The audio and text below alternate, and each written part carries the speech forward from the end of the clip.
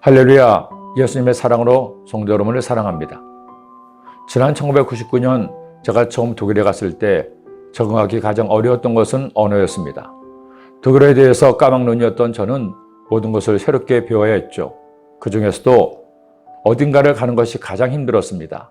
지도를 보고 가는 것도 만만하지가 않았고 길을 물어보려고 해도 말이 안 되니 물어볼 수도 없었습니다. 그러니 누군가가 항상 옆에서 도와줘야 하는데 이 또한 편한 것이 아니었습니다. 그러던 중 획기적인 소식이 들렸습니다. 지도의 기능을 하는 내비게이션이 나왔다는 겁니다. 독일어로 하면 나비가체원이죠. 이것이야말로 하나님께서 우리 같은 선교사를 위해 예비하신 것이라고 생각해서 비싼 돈을 주고 서둘러 구입을 했습니다. 그리고 작동해 보니 과연 주소만 입력하면 위치 정보를 알려줍니다. 당시만 해도 한국어 버전은 안 나왔지만 방향 지시를 하는 정도의 독일어는 할 수 있었기에 큰 불편은 없었습니다.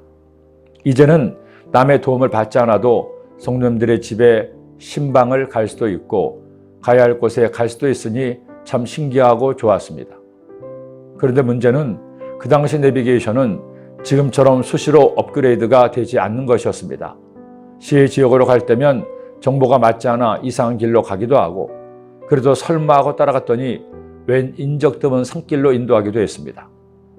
한 번은 같은 지명이 두 곳이 있는 것도 모르고 다른 곳으로 갔다가 몇 시간을 다시 돌아오는 해프닝도 있었습니다.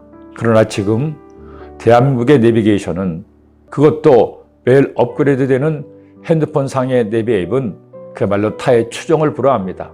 실시간의 교통정보를 포함해서 공사구간, 사고구간까지도 알려주니 차량 운전자나 보행자나 내비 앱만 틀고 가면 어디든 편리하게 갈 수 있는 신기한 시대가 된 것입니다. 오늘 말씀은 출애굽기의 마지막 장 말씀입니다. 애굽에서 탈출한 이스라엘 백성들이 우여곡절 끝에 하나님께서 주신 율법을 받고 성막을 만든 후 드디어 길을 나서게 됩니다.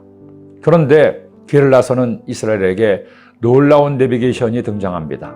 바로 구름기둥과 불기둥이라는 내비게이션입니다.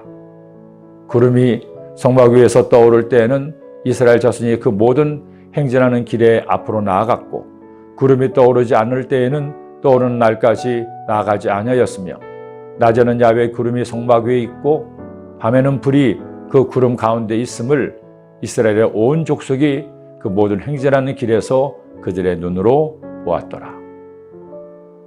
하나님의 법인 율법을 받고 성막을 중심에 두고 행진하는 이스라엘 백성들의 모든 삶은 오직 하나님의 인도하심에 따른 것이었습니다.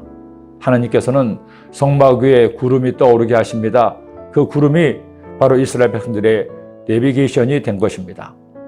하나님은 백성들을 움직이고자 하실 때에는 구름이 움직이게 하셨습니다.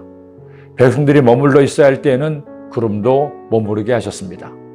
이스라엘 백성들은 그 구름을 통해 하나님이 원하신 바를 깨닫고 하나님의 인도하심에 따라 가나안까지 행진했던 것입니다. 우리에게도 이런 구름 기둥이 있으면 얼마나 좋을까요? 내가 살아가는 동안에 하나님께서 직접 내가 가야 할 길을, 시간을, 장소를 다 알려주시면 참 좋겠다고 생각해 봅니다. 그런데 여러분, 사실은 우리에게 그런 구름 기둥이 있습니다. 바로 말씀의 구름 기둥입니다. 우리가 하나님의 말씀대로 사는 것이 하나님이 원하시는 길이요 복받고 행복해지는 길입니다. 우리가 매일 나누는 하말 하열의 말씀이 하루를 비추는 구름 기둥이 될 수 있습니다. 그리고 지금도 나와 함께 하시는 성령님께 주님의 뜻을 묻고 나의 삶의 길을 걷는다면 주님이 우리의 가는 길을 인도하실 겁니다. 오늘도 그렇게 주님이 지시하시는 복된 길로 걷지 않겠습니까? 기도드립니다. 사랑의 주님, 말씀의 내비게이션, 기도의 내비게이션에 따라 주의 뜻을 분별하고 주님의 인도하심 따라 우리의 삶의 길을 걸어가는 모든 주의 자녀들 되게 하시고 오늘도 그런 한 날 주님과 동행하는 복된 날 되게 하여 주옵소서. 예수님의 이름으로 기도드립니다. 아멘.